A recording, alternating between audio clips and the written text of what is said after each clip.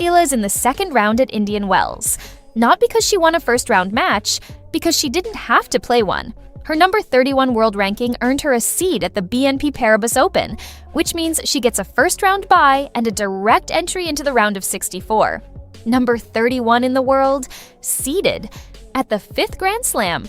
And while she's sitting back in California, relaxed, probably still on a high from visiting Nike World Headquarters in Oregon, waiting for her draw to come in, 3 players who have all beaten her or gone to war with her in the past are grinding through qualifying just to get into the main draw. The same tournament Alex walks straight into at number 31. If that doesn't tell you how fast this girl's career has moved, I don't know what does. The BNP Paribas Open at Indian Wells, California starts March 4th. WTA 1000 event. 96 players in the draw, 32 of them seeded. They call this tournament the 5th Grand Slam for a reason. The draw is stacked, the points are massive, and everybody who's anybody in women's tennis shows up. We're talking Aryna Sabalenka, Iga Swiatek, Elena Rybakina, Coco Gauff, Jessica Pegula, Jasmine Paolini, Amanda Anisimova, defending champion Mira Andreeva. Basically the entire elite of women's tennis under one roof. And for the first time in her entire career, Alex Eala is one of those 32 seeds. First, career seed at a WTA 1000. She locked it in at number 31 in the world at the February 23rd seeding cutoff, comfortably inside the top 32. And that ranking is the direct payoff from her insane run at the Dubai Tennis Championships, where she bodied world number 8 Jasmine Paolini in straight sets, pushed through to the quarterfinals, banked 215 ranking points, and rocketed from number 47 to number 31 in a single week.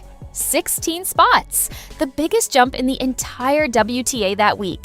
That Dubai run didn't just boost her ranking, it changed her entire Indian Wells trajectory. Instead of battling through the first round like everyone else, she gets to skip it completely. Show up fresh, study matchups, conserve energy for a long 2 weeks. That's the luxury of being a top 32 player on the WTA Tour. That's the reward for months and months of stacking results at the highest level. Now here's where this story gets really interesting. Because while Alex is chilling with her bye, 3 players she has real history with are sweating through qualifying rounds. And I'm not talking about distant history, I'm talking direct head-to-head matches, some of them very recent.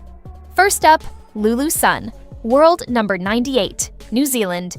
She's drawn Australia's Madison Inglis in the first qualifying round, which means she needs 2 wins just to get into the main draw. 2 wins before she's even at the same stage Alex is already sitting at. Now, Lulu Sun beat Alex at the Jingshan Open in China last September in the semifinals, 3-6, 6-4, 6-2. Came back from a set down, took control of the match, and then went on to win the entire tournament after beating home bet Ma Yexin in the final 6-4, 6-2. That was barely 6 months ago. 6 months ago, Sun was the one ending Alex's tournament. She was the one lifting the trophy. She was ahead. And now Alex is a top 32 seed with a first-round bye at the 5th Grand Slam, and Sun is fighting for her tournament life in qualifying. That gap didn't just open, it blew open, and it happened fast. Next, Mananchaya Sawankhayo from Thailand. World number 199, she's facing Switzerland's Rebecca Masarova in qualifying. And here's the connection. Sawankhayo played Alex in the final of the women's singles at the 33rd Southeast Asian Games in Thailand last December.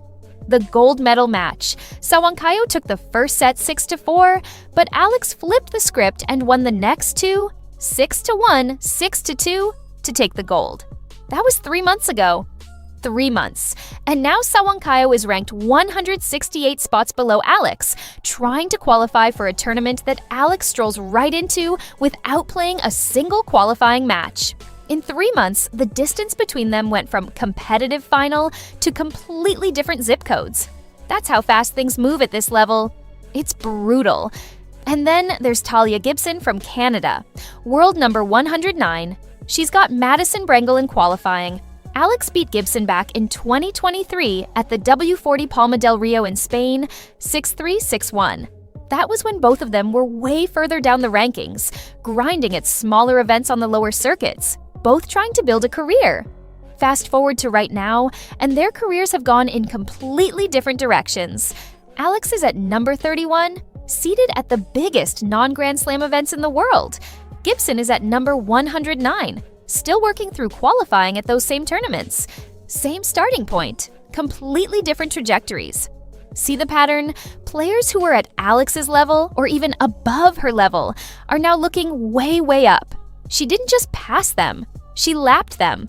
And that's not shade toward any of those players. Sun, Sawankayu, Gibson are all talented and working hard, but it puts into perspective just how fast Alex Eala has been climbing. She's operating on a different speed than almost everyone around her. And when you zoom out and look at the full picture of that climb, the numbers are genuinely hard to believe. In 2020, her highest ranking was 1,180. 1,180. She was basically invisible on the WTA radar. Nobody outside of junior tennis circles knew her name. 2021, she climbs to 505.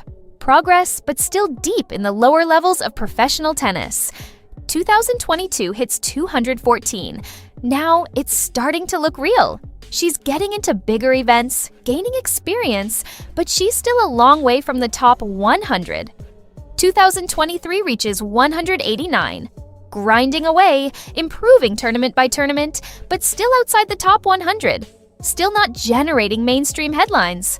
2024 gets to 143. Solid progress, no question, but nobody's throwing parades for a ranking of 143. Then 2025 happened, and that's when everything changed. The Miami Open. She went in as a wild card and beat Iga Świątek, the former world number 1. She beat Jelena Ostapenko, a Grand Slam champion.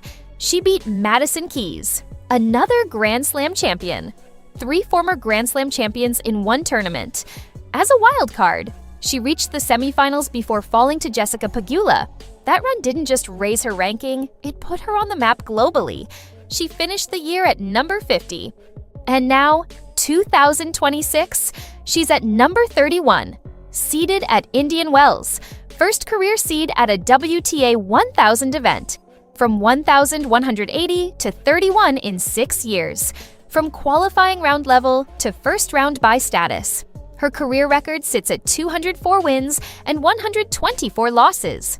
Total career prize money, $1,655,677. And her 2026 season is only getting started. She's 10-6 across 6 tournaments so far this year, and the biggest events on the calendar are still ahead. Now let's talk about what's actually on the table at Indian Wells, because the points and the money are serious.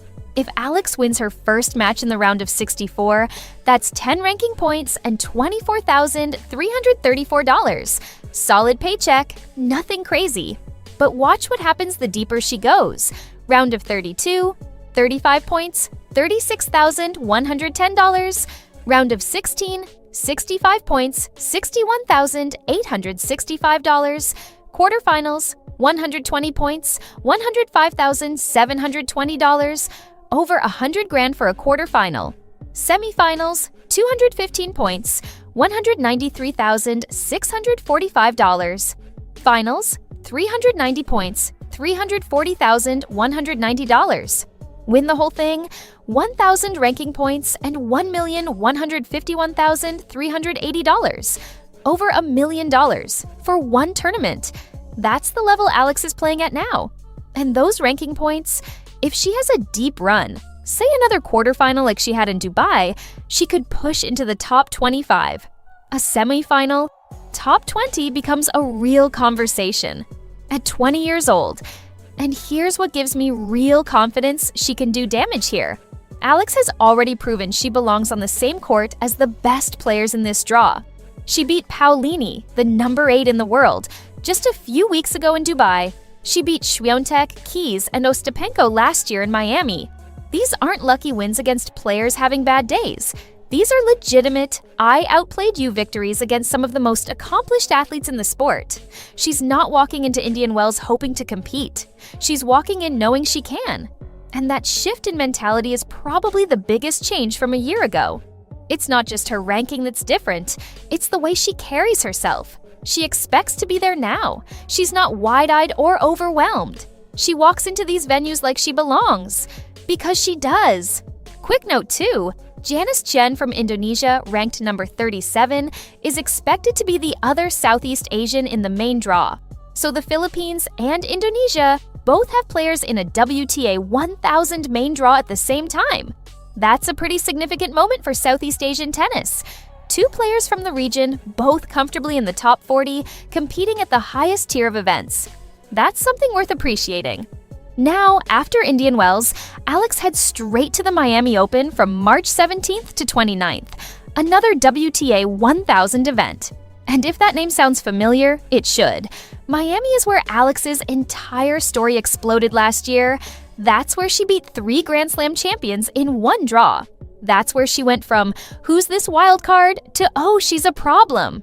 She's going back to the scene of the crime with a year's worth of experience, a number 31 ranking, and the confidence of someone who's been beating top 10 players at WTA 1000 events. If she has another deep run there on top of a strong Indian Wells showing, the math says top 20. And the math works. She's 20 years old. She's got the biggest, loudest, most passionate fan army in all of tennis behind her. She just came from Nike World Headquarters, and she's about to step onto those Indian Wells courts with a seed next to her name for the very first time in her career. From 1,180 to 31. From qualifying to buys. From underdog to expected contender.